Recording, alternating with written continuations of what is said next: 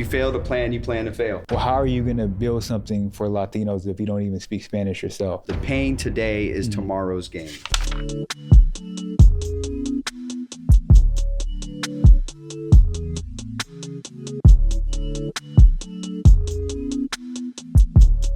Yo, what's going on, Latin Wells family? Welcome to episode 3. And if this is your first time tuning into this show is all about personal development, mental health, and really developing yourself as a human being and optimizing yourself to be the best person that you can be possible, all right? So we really wanted to start this show because this is not something that's spoken about a lot in the Latino community and on this platform. We like to dive into the things that, we don't talk about a lot, whether it's Facts.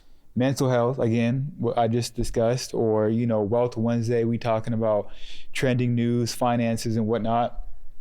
We like to talk about the things that are not spoken about a lot. So, Carlos, how you doing today, bro? Man, I'm doing well. Super excited about this topic because it's something that I have a lot of experience with, and something that has helped me in my life and my journey. Mm-hmm. So excited to bring this to our audience and give them some practical steps For sure. on how to just to overcome obstacles and build resiliency. I think that is key as you move through your life. 100%. You just stated what we're going to be talking about today is overcoming obstacles and building resiliency, how to be more resilient, right? So as we know, life is full of challenges. It can be difficult, it can be hard, and it's not if we will experience challenges, it's all about when, right? Can I get an amen if it's difficult out there, if it's hard at time, right? If you're feeling this way. And so, again, you just said, you took the words out of my mouth. So we want to give you guys some practical strategies on how to manage stress better, some techniques, and also how to face adversity. So before we dive into it, I want to give a definition or a term that we're going to be throwing around a lot. I want to kind of break it down, which is mental strength. And in its simplest form, in simplest terms, it refers to how effectively someone deals with challenges, pressure, and stress in life, right? Being mentally strong doesn't always mean that you never experience moments of doubt, irritation, or frustration, or even sadness, but instead it's all about your long-term coping skills, emotional resiliency, self-awareness, adaptability, to when you are facing those circumstances. So again, it's not all about you never feeling these things, but more about how you're adapting and how you're reacting to these challenges and to these scenarios. How you feeling about this? No, I mean, I think it's so important to understand that the challenges in your life are inevitable. Mm-hmm. But what's most important is building up the understanding on how to deal with challenges, building up the confidence that you will overcome. And as I've matured in my adulthood, I realized that it's about staying even keel through the highs and the lows. Got to. Right? It's never as good or as bad as it seems. And so understanding that you're just going through a moment in time, that moment will not define you or will not essentially, I'm gonna start that over real quick. No, you're good. Knowing that moment will not define you, mm-hmm. And is only something that you're going through is super important because, like you said, those challenges are bound to happen. For sure, 100%. So I want to dive into a couple of our personal stories that we've overcome.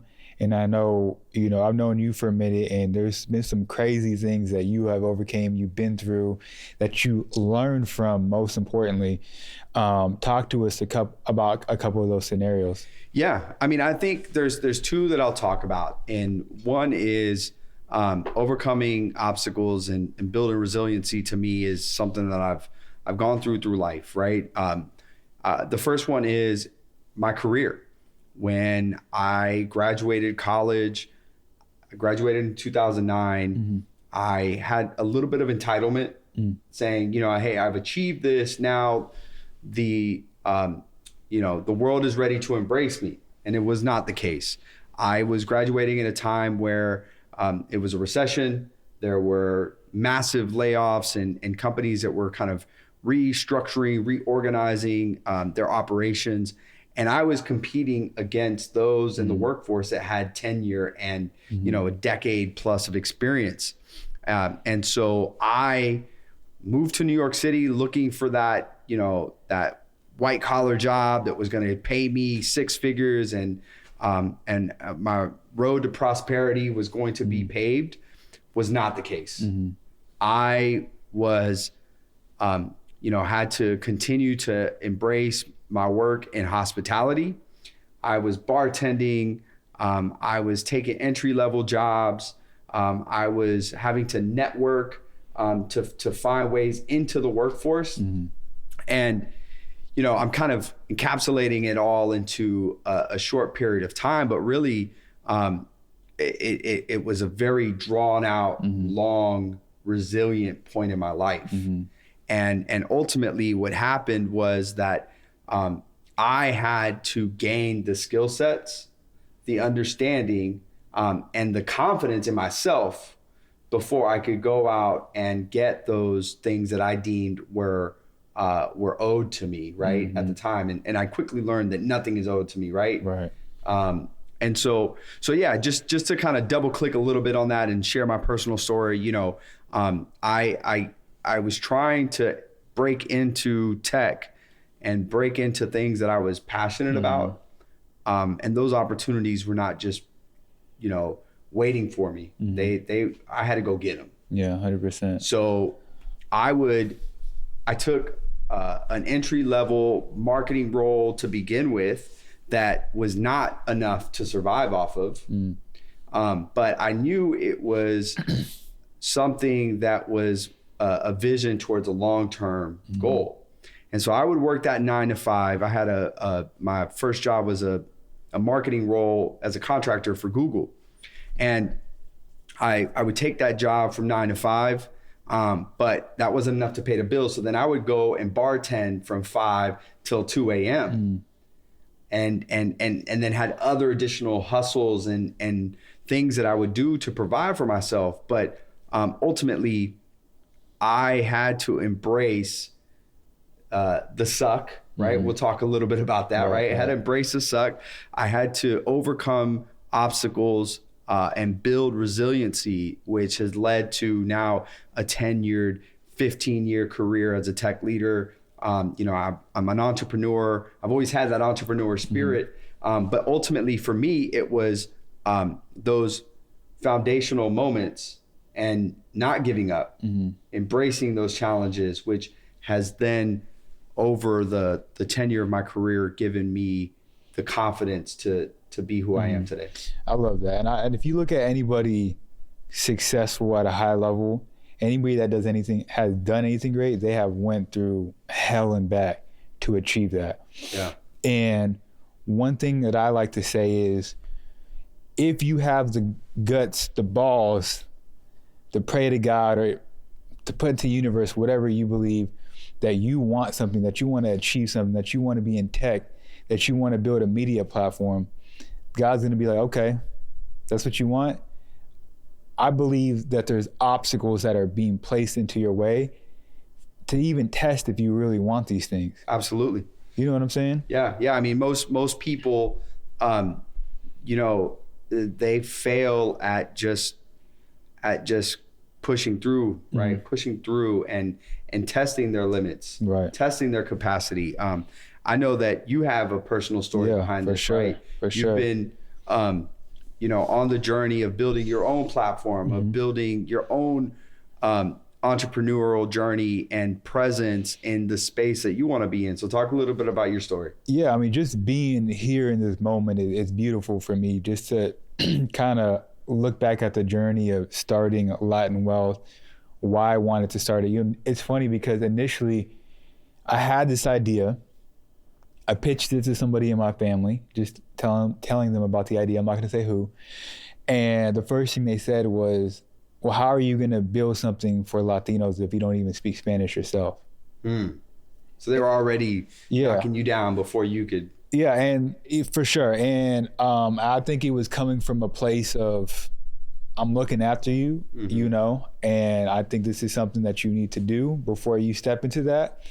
But on the flip side, it's like, dang, the first person that you tell, it's already something negative, something, that was already an obstacle in itself. Yeah. Am I going to overcome this, or am I going to take a step back and forward and be like, you know what, you're right. I don't speak Spanish. I'm not going to do this. Yeah. No, like the why, the purpose was greater. That was the first test. If I didn't overcome that, God was like, I'm not going to bless you with any of this if you don't overcome that initial thought. Yep. Right? So that was the first obstacle, and just along the way, just ups and downs. And I know Jeremiah is listening to this. There's people that were involved that we won't say no names, and they're not involved, and it's just ups and downs, right? And those people are going to come in and come out, but the important thing is to remember why you're doing it and who you're doing it for, and that's what's going to get you over those humps. And another thing is, and I'll let you hop in, to me, you can't put timing behind something that you've been called to do. Yeah. I can't sit here and say, if this doesn't work out in 1 year, then I'm gonna stop doing it. Because what if in 1 year and 1 day is the day that I hit, that everything, the floodgate breaks open? If you've been called to do something, I believe that you need to stick it out until it happens, whether it's 5 years, 10 years, whatever it is. But I believe for something that you've been called to do, you can't put a time frame on that. No, I agree. And I think ultimately, they say that to be an expert in something, you have to have 10,000 hours. 10,000 hours. Right. Certain amount of time and experience. And ultimately, I agree. But you got to start somewhere. Got to start somewhere. And everybody starts from zero. Absolutely. And it's about going from 0 to 1, 1 to 2, and so on and so on. And ultimately, the mental blocks come from having confidence in yourself, embracing failure, and ultimately how you perceive yourself within what you're doing today versus how you want to look down the road, right? So for sure. Deion Sanders said it best. You got to want it, you got to work it, you got to win it. Boom. And I think that is so eloquently put, because if you don't do the time, you can't get the results. Can't get the results. Nope. So I want to touch on, we talked a little bit about some of the tools that we think will help us as we go through this journey, and how we can leverage these tools to really embrace overcoming obstacles and building resiliency. So talk on the first one. Look, I know we have 3 tools, but I want to reemphasize the one of them that we kind of been speaking about, which is doing the hard things. Yeah. I think that's so important. And I think you have to realize there's going to be a point in your life where, excuse my language, my mom listening to this, but when shit hits the fan, you have to look that thing in the face and be like, this thing is not going to kill me. Yeah. This thing is not going to defeat me. And you have to overcome it. You have to do the hard thing. David and Goliath, right? You have to, you know what I'm saying? Yeah. And perfect, that's a great example. And even the things that we've been through in our life and things that you guys been through in your life, you got to face it at some point and be like, yo, you got to make it happen. By any means necessary. You got to make it happen. So I want to throw that in there. But the other one that we want to hit on is fitness, right? How exercising is not only having physical benefits, mental benefits, but also emotional benefits, right? Fitness is a great example of you getting up and doing the hard things, because one of the hardest things about going to the gym is giving it your all, having a great workout session. Maybe you hit a personal record, you went hard, maybe you're going hard for 5 days, 10 days straight, you take your shirt off and you see no difference. Yeah. That's the hardest thing, man. Like, damn, I went that hard, I don't see no difference, I don't feel no different, Yeah. To be able to continue with that, right? And I think tying it into fitness, one thing as part of our Marathon Men, our book club, we read Winning by Tim Grover. Yeah. And so he had outlined it perfect. And it's all tied back to fitness, because for those that you don't know, Tim Grover is a legendary fitness coach. He trained the GOATs. We're talking MJ, Kobe, D Wade. And so this person has been in the room with those that have defined excellence and greatness, but he's seen them in their weakest moments, right? And I think for him, just some of those aspects of what he sees, the importance of fitness and building a winning mindset, and how you leverage fitness and exercise to overcome your obstacles and to build resiliency. I think Winning by Tim Grover is a great book to embrace this topic, but also tie it back to fitness. Yeah, to tie it into fitness and overcoming obstacles and taking that step, overcoming these challenges. He had a quote, I think it's in that book or in Relentless, one of the two. He has two books, but to me, this is one of the coldest quotes. He says, if you think it costs too much to do something, wait till you get the price tag, or wait till you get the bill for not doing it at all. Yeah. Right. Not taking that step, not taking that initiative.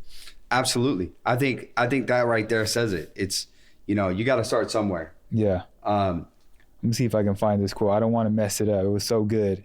Yeah, no. I mean, I think just in general, right? Like, to tie it into fitness and just how that gives you that winning mindset to overcome obstacles and build resiliency. It's, the physical exertion, the mental and emotional benefits. So this is a quote. It says, if you think the price of winning is too high, wait till you get the bill from regret. Cold. Look, taking care of yourself, fitness, we people talk about it all the time, but that regret is when you're 50 and you can't even, be with your kids, do the things with your kids. You're 60, you in a wheelchair. And we're not trying to be insensitive to people out there, but that is a regret. Absolutely. So on that same topic, I think another tool for this is reading. 100%. Right? Reading, it's important to learn and understand the world from the lens and the perspective of others. And so a lot of these books that we've been reading over the last almost 2 years now have really given us a perspective that, we're not going through anything that, is quote unquote unique, right? I mean, people are going through life obstacles and changes over and over and over, but finding yourself in these books and learning from their perspective just helps us, because we didn't show up with a manual, right? And so talk a little bit about the book that came to mind to us when we were mentioning this. Don't Hurt Me by David Goggins. This book it's a phenomenal book. It's got a bunch of reviews on Amazon. If you have had a conversation with me, this is the book I recommended. The audio book is even crazier because he's telling it in his voice. And if you know David Goggins, he's extremely intense, right? And man, like, you read these types of book, and I think for me, when I read that book, it's like, I'm not saying that we have the same exact mindset, but like, okay, the way he's thinking and I'm thinking, it's not crazy. It's not too far-fetched. Yeah.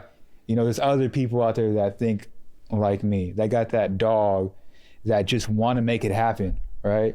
But his life story, and for sure, how he has, just got it out the mud. Yeah. And was able to identify that he is holding himself back. For those out there, no spoiler alert here, right, because you'll see it. I mean, the man lost over 100 pounds. Yeah, in some crazy amount of time. Yeah, in months, if not weeks. He was able to then persevere through 3 rejections, trying to get into the Marines and to become a Navy SEAL. he just has constantly embraced challenges with the mindset that, he is going to come out on the other side much more victorious. Yeah, victorious. Yep. But just he will persevere. Yeah. And so these moments don't define him; they excite him. For sure. Yeah, that's one of them books where you read that thing and it's like, okay, I ain't got no excuse now. Yeah. I'll be in the gym like, then David Goggins comes in my head. I'm like, all right, let's go. You feel me? Like, and so the last one is a really good one. It's establishing a routine. Talk a little bit about that. Man, routine is, to me, it's everything. It's necessary to the success of your life, the success of your day, overcoming challenges. To me, what routine does, it removes the thinking and the thought process to doing simple things, right? I'm able to use that energy, those moments that I do want to think on harder things, right? And let me break this down for y'all. I mentioned on episode 2 that I try not to touch my phone as far as social media and emails and all that before 7 a.m. Before that, I have a strict routine about getting up, going to the gym, getting my water intake. All these things are routine and they're prepared the day before. Yeah. So when I do wake up, I'm not thinking about any of these things. Because I feel like once you start thinking, then you lean into your feelings and your emotion. Yeah. Do I want to get up? Do I feel like getting up? Do I feel like working out? I take all that out by having a routine. I love it. Benjamin Franklin, if you fail to plan, you plan to fail. For sure. Right? Yeah. And so it's important to establish healthy habits, use that to build your confidence, and then master your emotions. Master your emotions, yeah. So we recently read Atomic Habits by James Clear. Phenomenal book. Phenomenal. I think, he had it best, where it's about those micro decisions and removing those out of your day to day so that you just execute. Yeah. And to us, it's important to make sure that you have a routine in place that is going to drive, your confidence and your understanding of what's ahead, what's in front of you. And then, how do you use that to build momentum, to embrace those resilient moments? Yeah. And I think it's also important as we wrap this thing up to realize that everybody's routine is different. And what you see online, what you hear me say, what you hear Carlos say, may not be the best fit for you. You may not be a 4:30 a.m. person. You may be an afternoon type of person to work out. But it's important to dial in what that looks like for you. And I think I want to say that because we hear a lot of people on the internet talking about like the millionaire routine where you got to do these things, these 10 things in the morning. That may not be the best thing for you. It may be, but test it out, figure out what that routine looks like for you so you can then position yourself to overcome obstacles and become more resilient.